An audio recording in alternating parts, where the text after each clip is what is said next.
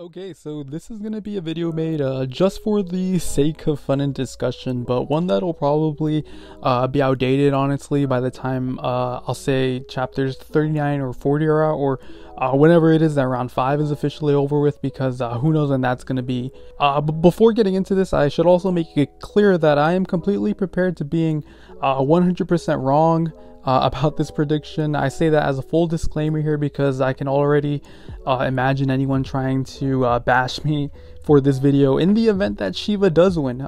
So before you run to call me out for assuming Shiva has no chance of winning at all, I have to say this because honestly, anyone right now at this point in time in the manga can really suggest just as many reasons for why they believe Shiva could win, if not more, and I can definitely see that, so I just want to say that now. So yeah, I'm totally convinced Raiden is gonna win this. I honestly have no doubt in my mind that he is actually. And I feel with every new chapter that's been coming out, it just keeps making more sense for it to happen, especially ever since we got the Shiva backstory from chapters 36 and 37. Because unlike any of the previous fights, this is the first time that a god was humbled before his opponent, a human. It's almost like the roles were reversed in a way that makes Raiden look like the god here and Shiva as the human, just based on backstory alone. Because you got Raiden, who was pretty much destined for greatness in a sense, right? He was born with this physical rarity, but literally had to conquer himself as an infant to achieve mastery over it, and was literally inhuman by this very nature. We get that narration that refers to him as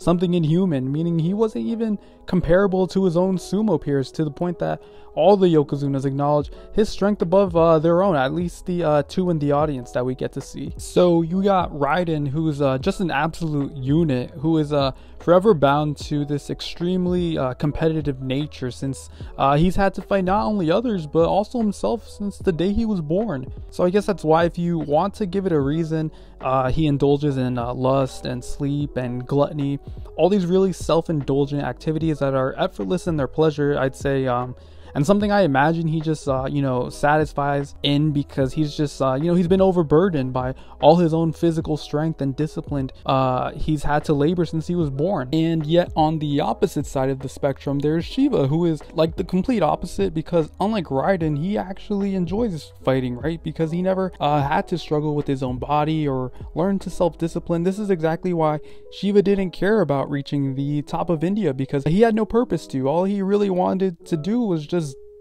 dance and enjoy himself. In fact, the only reason he follows Rudra is for a good time with his best friend. However, unlike Raiden, who is full of conviction and discipline, Shiva just doesn't have that, because despite all the strength he has to be worthy of being India's strongest god, Shiva's own desires never had anything to do with that. We even see the only reason he pushes himself is for others to fulfill their expectations and hopes of him, while in Raiden's case, he was alone and forced to fight for his own survival, regardless of whether or not people were there for him, I could assume, because the struggle was against his own muscles. And this is exactly why he masters the 100 seals, and this is ultimately what earns him the title as the strongest. So in my opinion, from a narrative standpoint, it would just make sense, I think, for Shiva to lose this fight against someone who's already mastered what it means to conquer not just others, but more importantly, yourself. And I think this is going to be like the lesson I think Shiva's going to take away from this, because it's pretty clear that Shiva is like, I'd say, like the typical main shonen protag here, except it's somewhat backwards in the sense that he's already succeeded in reaching his hopes and dreams by literally climbing the ladder and reaching the peak. But I'd say the problem is that this was never his hope or his dream, and so he never had the true ambition to do it. So it's like he's already made the journey, but this is where he now has to face the reality of what that journey meant, and that he never really wanted the responsibility of what it meant. This is exactly why he chose to fulfill Rudra's dream and surrender to him the title of the strongest of India, because the title wasn't what he wanted. He just wanted to enjoy the fun of the journey and getting there without accepting what that really meant. So it would be, in my opinion, kind of poetic for him to finally accept defeat against someone like Raiden that didn't fight for a dream, right? Or even fought for the fun. This is someone who fought for his life and disciplined his mental and physical for that, to the point, he's now the strongest sumo in history. Of course, I'm sure Raiden fought for his legacy and for the sport, but in terms of origin, there's a clear opposite being made here between why and what Shiva fought for in comparison to Raiden. And as for why Raiden should win, if you're familiar with who Raiden is, according to his legend, I imagine that by defeating Shiva here, this would be like the stepping stone he would have to take to cement his legacy as Japan's strongest sumo. Ultimately, I think this would give him the title of Yokozuna. I think if Raiden loses here, though, it would hurt the inhuman nature he's already told to possess. This is what separates him from all the sumos throughout history, and I think this is a story point I especially like because Raiden went on to build his legacy based on this story point. This is exactly why sumos of higher rank aren't fighting instead of him. So I hope it just ultimately comes full circle because it then makes Shiva feel all the more human by that regard and Raiden all the more extraordinary. As for the actual fight, Shiva's actually getting the upper hand now on Raiden, and I'm talking about chapter 38, and this was honestly bound to happen. I think Raiden was just punishing Shiva since the fight started until we got the Shiva backstory. So it's good to see an even playing field now, so as to not make it look too one-sided, because it honestly felt like it was just a matter of time until Shiva did at least some damage to Raiden. In my opinion, though, I'd say Raiden is getting a little too confident, especially after noticing Shiva's balance was off after crushing one of his arms.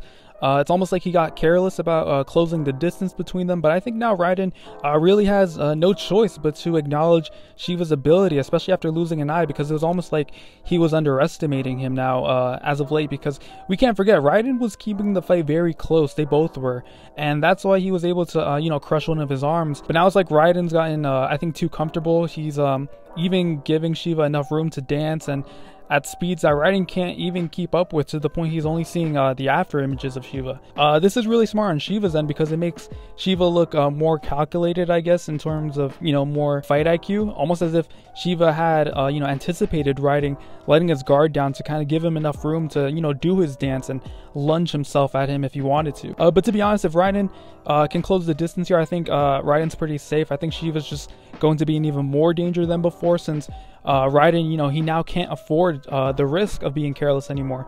He's gonna have to take another arm or somehow cripple his speed so he can at least anticipate Shiva's moves, because then he can at least figure out a way to counter him. I'm sure there's lots of ways Raiden can counter Shiva if he manages to close the distance again or hurt him enough that this damages his dance maybe. I'd say the only other concern I might have is Shiva's tattoos that we see Rudra give him, I think at the end of chapter 37. This might be a plot point that the fight will introduce out of nowhere, similar to how we got the Shiva dance, and if it's effective enough it could turn the fight around in his favor. But this is just pure speculation. As for if his tattoos will even be relevant is an entirely more important question. There's also if the third eye will come into play, but who really knows about that? Okay, so this next point is my favorite, and I'll call it Adam's inheritance. Again, like I said, this video is just for fun, and this part of the video is going to be real fun for me because this is where I get to admit how great it would be for the humans to finally take the lead here.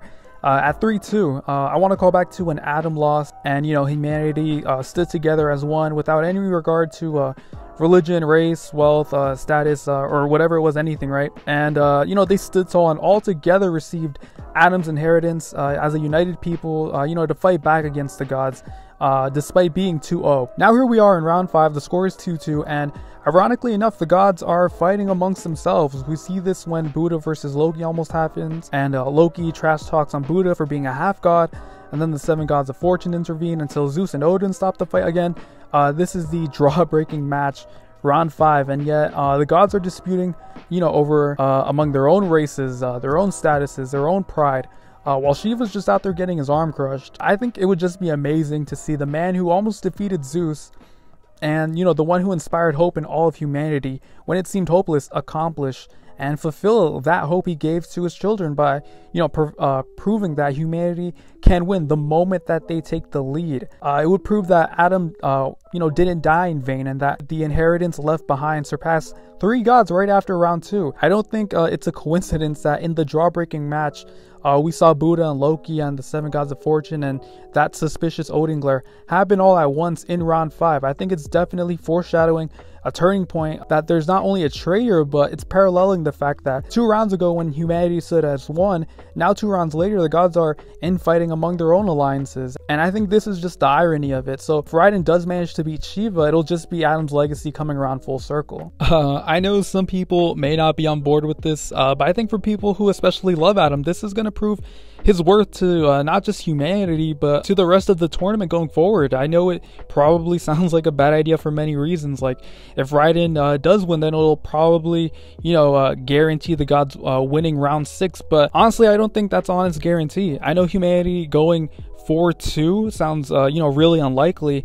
I can see why, and I don't even think, Brunhild would think that's possible if Raiden manages, to win round 5. But in my opinion, anything can happen in this story, and that's exactly why I don't even think if Raiden wins round 5, it'll mean the gods by default will have to win round 6. I just can't see myself agreeing with that argument, mainly because the only reasons why I think Raiden is going to win round 5 is solely based on who Shiva is, and the whole dispute going on, between Buddha and Loki and everything that happened behind the scenes. I would have to see where the story is at to make an educated guess on round 6, but I don't think Raiden winning now hurts the future of the tournament in any way, in terms of predictability. I also think Brunhild took it seriously when Heracles died, and we see her crying, which meant all the more to her that she had to guarantee a win for humanity going into round 5. Also, not to mention how she's only freaked out once throughout this entire fight so far. I know this fight isn't over yet, but she seems really confident in Raiden, and I think it's for a reason that maybe she might only know and feels comfortable with. That could be the case. There's also the fact that if humanity does go 3-2, this will change the story entirely. And I know some of you might not think humanity taking the lead now in round 5 may seem like a good idea because it's too early, but realistically speaking, we're almost halfway through Ragnarok and already seeing alliances being made and broken outside of the tournament, like with Buddha and Loki and Bishamonten. So there's potentially going to be way more story to the story than just the tournament, I believe. However, the gods winning round 5 is, also very possible. I will admit that. But right now, I'm just honestly convinced there is just so much more purpose and reason to Raiden winning this. So I'm going to roll with that. Maybe I'm wrong. Maybe I'm right. But let me know what you guys think. I'm hoping to hear what you guys think. So let me know if you agreed or if you disagreed. Please leave a like. I'd greatly appreciate it. And if you want to see more, please consider subscribing. That's all from me, guys. And have a great day.